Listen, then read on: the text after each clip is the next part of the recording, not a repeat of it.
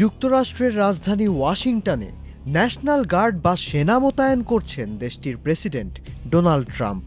বলছেন ৭ লাখ বাসিন্দার ওয়াশিংটন শহরে ৮০০ ন্যাশনাল গার্ড মোতায়েন করা হবে, প্রয়োজনে আরও বাড়ানো হবে এই সংখ্যা। কিন্তু হঠাৎ কেন মার্কিন রাজধানীতে সেনা মোতায়েনের সিদ্ধান্ত নিচ্ছেন ট্রাম্প?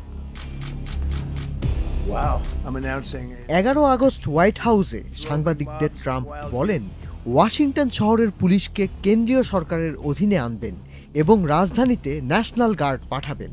ট্রাম্প এবং তার দল রিপাবলিকান পার্টির রাজনীতিকদের অভিযোগ, ওয়াশিংটন অপরাধে জর্জরিত, গৃহহীন মানুষের চাপে বিপর্যস্ত, অর্থনৈতিক অব্যবস্থাপনায় ধুঁকছে এই শহর। এই কারণ দেখিয়ে ট্রাম্প অপরাধ বৃদ্ধির কারণে জরুরি অবস্থা ঘোষণা করেছেন। নিরাপত্তা ব্যবস্থা ঠিকমতো পরিচালনা করতে না পারার জন্য স্থানীয় সরকারকে দায়ী করেছেন।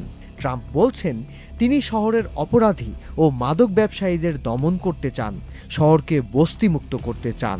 কিন্তু কিভাবে এসব করা হবে তা নিয়ে বিস্তারিত কিছুই তিনি জানাননি। ট্রাম্প যখন হোয়াইট হাউসে এসব কথা বলছিলেন, তখন এর প্রতিবাদে হোয়াইট হাউসের কয়েক ব্লক দূরেই জড়ো হয়েছিলেন বিক্ষোভকারীরা। তারা বলছেন, ন্যাশনাল গার্ড মোতায়েনের কোনো প্রয়োজনই নেই, বরং এসব ট্রাম্পের সাজানো নাটক।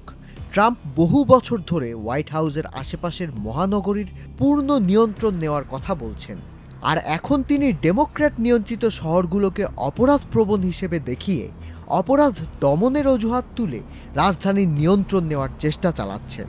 তিনি সফল হলে ওয়াশিংটনের সীমিত স্বায়ত্তশাসন একেবারেই হারিয়ে যাবে বলে আশঙ্কা করছেন বিক্ষোভকারীরা। বলছেন, ট্রাম্পের সিদ্ধান্ত আবারও প্রমাণ করেছে যে মার্কিন আইনশৃঙ্খলা নীতির ওপর স্থানীয় মানুষের কোনো প্রভাব নেই বললেই চলে। এখন কথা হলো, ট্রাম্প যে অপরাধ প্রবণতার অভিযোগ তুলেছেন তা আসলে কতটুকু সত্য।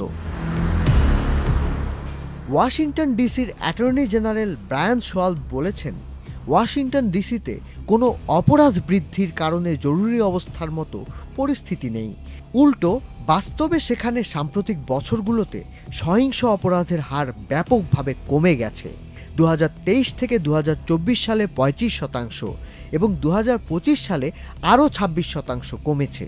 বিক্ষোভকারীরা বলছেন, ট্রাম্পের এই পদক্ষেপ শুধু অবৈধ নয়, নিজের কর্তৃত্ব প্রতিষ্ঠার জন্য ট্রাম্প এ কাজ করছেন। প্রয়োজনে বাস্তব তথ্যের বিপরীতে গিয়ে ভুয়া খবর দিচ্ছেন। কিন্তু ওয়াশিংটনকে হোয়াইট হাউসের দখলে আনতে হলে ট্রাম্পকে 1973 সালের হোম রুল আইন বাতিল করাতে হবে। এখন প্রশ্ন হলো, ট্রাম্প কি আসলেই সে পথে হাঁটবেন? গোটা দুনিয়ার চোখের সামনেই কি এভাবে স্বৈরশাসক হয়ে উঠছেন ডোনাল্ড ট্রাম্প?